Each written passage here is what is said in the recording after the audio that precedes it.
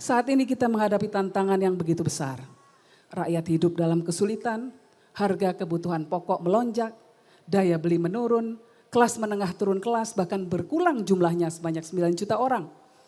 Para ekonom menganalisa bahwa konsumsi domestik adalah penopang terbesar laju ekonomi Indonesia. Tetapi justru saat ini ada rencana pemerintah untuk menaikkan pajak pertambahan nilai menjadi 12%. Apakah ini bijak? Mari kita lihat negara lain. Singapura justru memberikan bantuan tunai kepada rakyatnya. Vietnam menurunkan pajaknya dan justru memperkecil jumlah pejabatnya. Namun Indonesia justru mengambil langkah sebaliknya. Jika Gus Dur masih ada, saya yakin beliau akan berdiri bersama rakyat kecil dan mengatakan, hentikan rencana ini.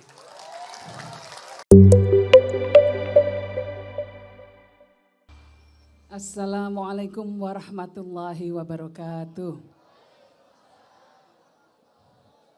Salam sejahtera bagi kita semua, Shalom, Om Swastiastu, Namo Buddhaya, salam kebajikan, Rahayu. Bismillah, alhamdulillah, wala haula wala quwata illa billah, amma ba'd. Pertama-tama saya ingin mengucapkan terima kasih kepada seluruh hadirin hadirat yang telah hadir, para kiai, para bunyai, para ulama, para tokoh agama, lintas iman, para pejabat pemerintahan, para menteri kabinet, gubernur DKI dan wakil, bupati Cianjur dan wakilnya, para ibu-ibu muslimat dan ibu-ibu majelis taklim, para seniman, para budayawan, para tokoh-tokoh politik, teman-teman difabel, dan seluruh muhibbin Gus Dur yang telah hadir pada hari ini. Banyak sekali tokoh yang hadir, jadi kalau disebutkan satu persatu waktunya sudah habis. Tetapi ini semua tidak mengurangi rasa hormat kami sekeluarga kepada seluruh undangan yang telah hadir, baik para tokoh, tokoh agama maupun masyarakat umumnya. Bapak Ibu sekalian, sebelum memberikan sambutan, saya ingin memulai dengan sedikit menembang. Ya, nembang lagu Jawa. Ya, ini adalah sebuah lagu yang digubah oleh Sultan Agung Hanyokrokusumo di abad ke-15.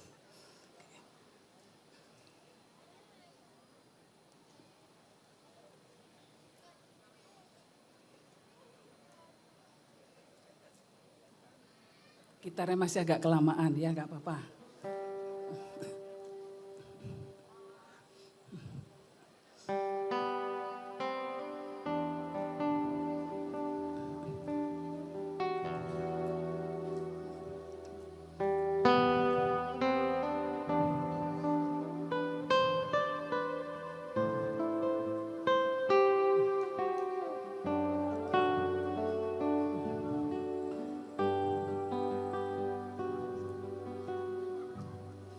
Surasane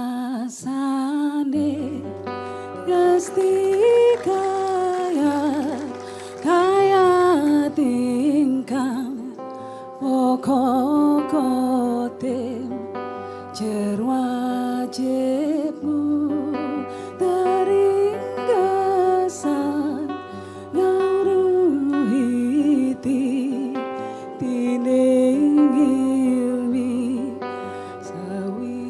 cinta tining sastro kawitane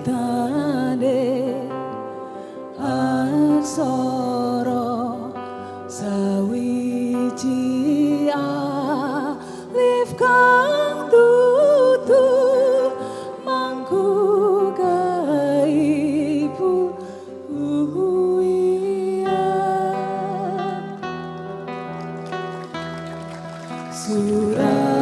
Surasane Gusti kaya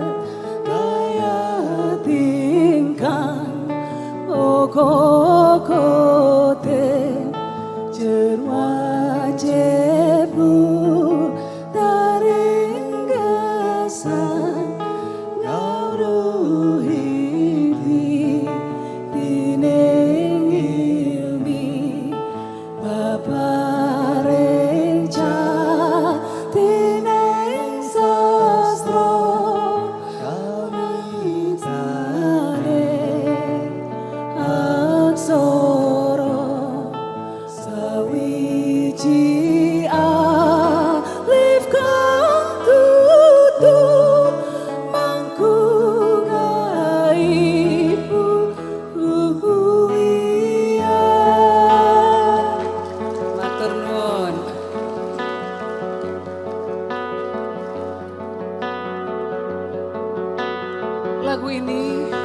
Lagu ini berkisah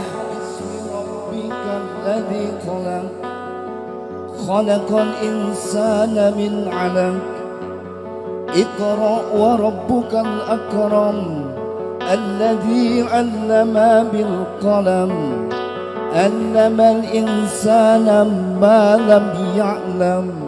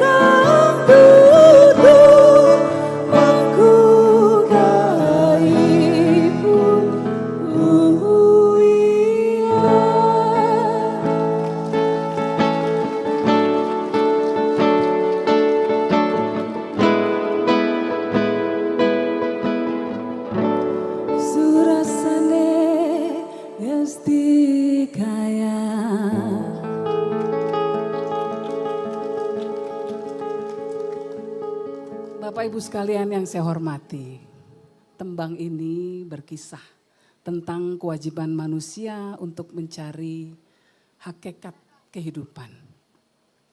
Dan hidup yang hakiki abadi, manusia punya kewajiban yang satu, yaitu mengetahui hakikat ilmu. Hakikat ilmu itu terangkum dalam aksara. Dan asal mula aksara hanya satu, yaitu alif.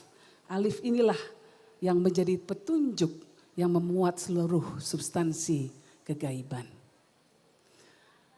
Kenapa saya memulai sambutan saya dengan tembang ini? Karena untuk mengingatkan kita semua bahwa dalam kehidupan kita, secerdas apapun kita, sepintar apapun kita, seberkuasa, sekuat-kuatnya kita, tetap hakikat kehidupan yang paling utama adalah untuk mencari jalan ilahi. Dan itu ditunjukkan oleh alif yang menjadi petunjuk.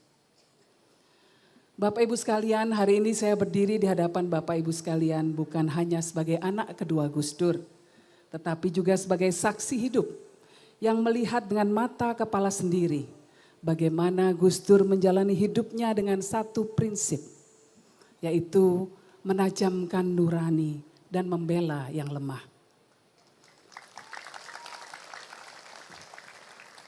Banyak dari kita yang mengenang Gus Dur sebagai sosok yang tidak bisa melihat secara fisik, tetapi nuraninya begitu tajam. Jauh lebih tajam daripada orang-orang yang memiliki penglihatan sempurna. Dengan nuraninya itulah Gus Dur mampu melihat ketidakadilan, mampu mendengar jeritan hati rakyat kecil di tengah kebisingan kekuasaan. Salah satu warisan penting Gus Dur yang ingin saya sampaikan adalah keberaniannya menggunakan kekuasaan untuk melayani masyarakat, bukan untuk melayani dirinya sendiri. Gus Dur memahami bahwa kekuasaan adalah amanah, bukan alat untuk memanipulasi atau merugikan rakyat. Tasyaruful imam ala ra'iyah manutun bil maslahah. Inilah dalil yang kerap dikutip Gus Dur sebagai pegangan beliau. Kebijakan pemerintah atas rakyatnya harus didasarkan kepada kemaslahatan yang ada di tengah masyarakat. Sebagai presiden, Gus Dur menaikkan gaji seluruh pegawai negeri. Karena ia tahu rakyat kecil hidupnya susah. Ia tidak pernah menggunakan jabatannya untuk memperkaya diri atau sekedar mempertahankan kekuasaan. Semua yang beliau lakukan adalah untuk kepentingan masyarakat. Hadirin sekalian, inilah yang seharusnya menjadi pelajaran bagi kita semua, terutama bagi para pemimpin kita hari ini. Saat ini kita menghadapi tantangan yang begitu besar. Rakyat hidup dalam kesulitan, harga kebutuhan pokok melonjak, daya beli menurun, kelas menengah turun kelas, bahkan berkurang jumlahnya sebanyak 9 juta orang. Para ekonom menganalisa bahwa konsumsi domestik adalah penopang terbesar laju ekonomi Indonesia. Tetapi justru saat ini ada rencana pemerintah untuk menaikkan pajak pertambahan nilai menjadi 12%. Apakah ini bijak? Mari kita lihat negara lain. Singapura justru memberikan bantuan tunai kepada rakyatnya. Vietnam menurunkan pajaknya dan justru memperkecil jumlah pejabatnya. Namun Indonesia justru mengambil langkah sebaliknya. Jika Gus Dur masih ada, saya yakin beliau akan berdiri bersama rakyat kecil dan mengatakan, hentikan rencana ini. Prioritaskan kesejahteraan rakyat, bukan hanya angka-angka di atas kertas. Turunkan angka korupsi, bukan malah rakyat yang harus dibebani. Hadirin yang saya cintai, ada satu lagi pelajaran besar yang diwariskan oleh Gus Dur. Yaitu beliau mampu membedakan mana kekuasaan dan mana kemanusiaan. Ya ayyuhalladzina amanu kunu qawwamina bil qisti syuhada'a lillah walau ala anfusikum awil walidaini wal aqrabin. Wahai orang-orang yang beriman, jadilah kamu penegak keadilan dan saksi karena Allah. Walaupun kesaksian itu memberatkan dirimu sendiri, ibu bapakmu atau kerabatmu. Perintah ini ditujukan untuk semua orang yang beriman, bukan hanya kaum muslimin. Salah satu keputusan terbesar Gus Dur untuk menegakkan demokrasi di Indonesia adalah memisahkan kepolisian dari Tentara Nasional Indonesia. Sebuah langkah yang tidak mudah untuk dilakukan. Pada masa lalu, di bawah kekuasaan Orde Baru, tentara dan polisi berada dalam satu komando yang memberikan potensi penyalahgunaan kekuasaan dan represi terhadap masyarakat. Gus Dur dengan kejernihan pikirannya memahami bahwa untuk mewujudkan negara yang benar-benar demokratis, kita harus memastikan bahwa kepolisian menjadi institusi sipil yang berfungsi untuk melindungi rakyat, bukan sebagai alat kekuasaan yang menindas. Saat ini kita memberikan acungan jempol untuk Tentara Nasional Indonesia yang telah belajar dari kesalahan di masa lalu dan telah menerapkan disiplin diri yang sangat kuat untuk tidak lagi cawe-cawe dalam politik. Bahkan Presiden Prabowo Subianto terpilih melalui mekanisme demokrasi. Tetapi fenomena sebaliknya justru terjadi pada aparat kepolisian. Polisi yang seharusnya melindungi rakyat justru menjadi ancaman di masyarakat. Gama Rizkinata, siswa SMK 4 Semarang. Budiman Arisandi, warga Palangkaraya. Haryono, saksi pelapor yang saat ini malah dijadikan tersangka. Mereka adalah contoh-contoh kecil dari para korban abuse of power dari aparat kepolisian. Amnesty International mencatat bahwa sepanjang tahun 2024 saja ada 116 kasus kekerasan yang melibatkan polisi. 29 diantaranya adalah extrajudicial killing atau pembunuhan di luar hukum. Dan 26 adalah kasus penyiksaan dan tindakan kejam. Saya ingin mengajak kita semua untuk merasakan sejenak apa yang Gus Dur rasakan. Ketika ia melihat ketidakadilan, ketika ia melihat kebrutalan, ketika ia melihat masyarakat yang terabaikan dan tertindas. Bayangkanlah sejenak bagaimana perasaan kita jika kita berada di posisi mereka yang selalu dipinggirkan, yang suaranya tidak pernah didengar. Apakah kita akan diam begitu saja? Apakah kita akan membiarkan mereka terus berada dalam kesulitan? Kita tentu tidak setuju dengan wacana polisi dikembalikan posisinya menjadi di bawah TNI atau di bawah kementerian tertentu. Karena ini adalah sebuah hal yang diperjuangkan oleh Gus Dur untuk memastikan adanya alat dari masyarakat sipil, yaitu kepolisian. Tetapi kita juga perlu mengingatkan aparat kepolisian untuk melakukan pembenahan secara menyeluruh dalam lembaganya. Agar tidak lagi terjangkit fenomena trigger happy atau terlalu mudah menarik pistol. Tugas kita bersama adalah mengembalikan polisi dan semua lembaga negara pada fitrahnya. Menjadi pelindung rakyat, bukan pelindung kepentingan segelintir orang belaka. Bapak Ibu yang saya hormati, Gus Dur pernah berkata, yang lebih penting dari politik adalah kemanusiaan.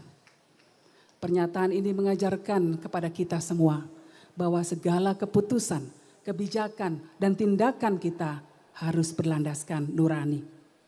Sebab pada akhirnya nurani yang tajamlah yang akan membawa kita semua menuju jalan yang benar, menuju keadilan yang hakiki. Seperti alif yang menjadi petunjuk, semua ilmu yang kita miliki, semua kuasa yang kita pegang, semua harta yang kita nikmati hendaknya diarahkan menuju jalan ketuhanan. Yaitu dengan cara melayani semua umat Tuhan di bumi. Dengan menegakkan keadilan dan selalu membela mereka yang lemah. Terima kasih, semoga kita semua bisa menjadi penerus perjuangan Gus Dur, menjadi orang-orang yang berjuang untuk kaum-kaum yang terpinggirkan. Wallahu muwaffiq ila aqwamit thoriq. Wassalamualaikum warahmatullahi wabarakatuh.